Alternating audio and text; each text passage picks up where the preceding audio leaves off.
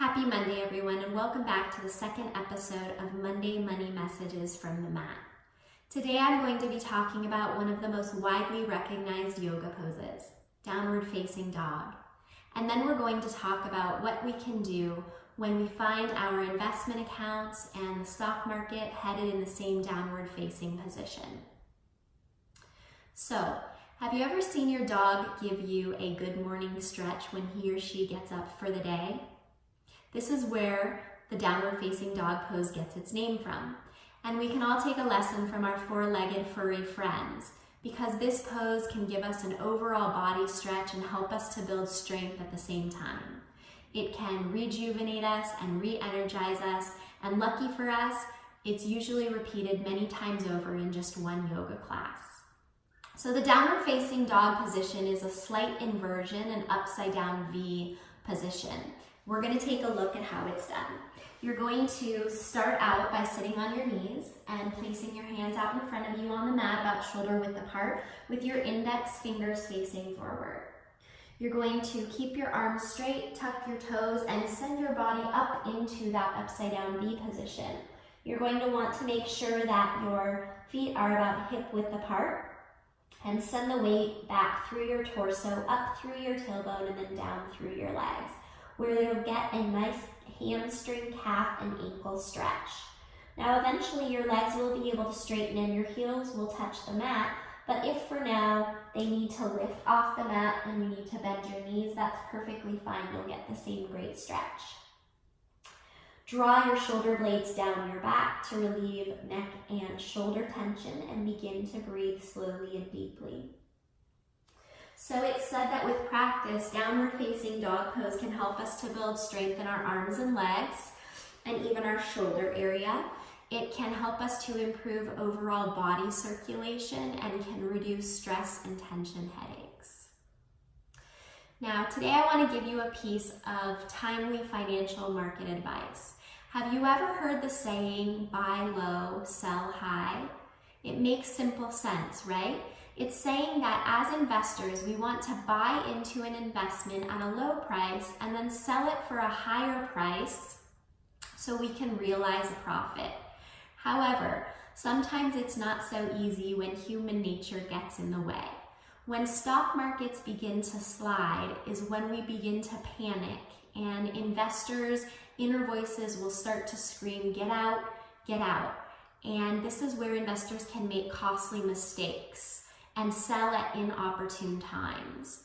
So today, I want to challenge you to stop, pause, reflect, breathe deep, maybe in your downward facing dog position when the stock market is also facing downward so that you can avoid these costly mistakes. So if you were invested in the stock market in 2017, you were probably pretty happy with the way things were chugging along. Markets were soaring because of economic growth and corporate profits. However, as the saying goes, all good things must come to an end, or at least to a pause. And that's exactly what happened last year in 2018 when volatility returned and the overall markets were down. And investors started to panic. Even some of my own clients began to call and ask me if the timing was right to get out of the market before they lost everything they owned. And what do you think I told them to do? Absolutely nothing. Now, was I being insensitive or inattentive to their needs, not paying close enough attention to their portfolios and rates of return?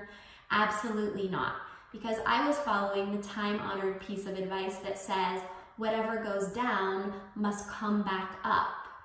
So one of the best pieces of advice that I can offer my clients as a financial planner and also sometimes as a behavioral coach is that as long as you are invested appropriately for your time horizon and your risk tolerance, the best thing for you to do in times of market distress is for you to stay put and stay the course. So let's talk about this a little bit more. I want to give you 3 timely tips on things you can do when the market is going down. Number 1, time in the market versus timing the market. Research shows that we cannot time the market. Even financial planners, analysts, and even economists who study the data and the trends do not hold crystal balls. So we cannot say exactly when the market is going to make its next downward turn or upward turn. So if you would like to expect to see the rates of return that you want in your portfolio, the best thing that you can be doing is investing over the long term appropriately for your goals, not trying to make decisions on what may happen in the short run. So again, time in the market is much more important than trying to time the market. Number 2, dollar cost averaging. So a lot of you are probably doing this without even maybe knowing what it's called. So when you are investing a portion of every paycheck into your 401k or contributing monthly or annually to your retirement accounts, you are dollar cost averaging. That's when you are putting in the same amount of money into the same investment on a systematic schedule, whether it be weekly, every 2 weeks, monthly, or again, even annually.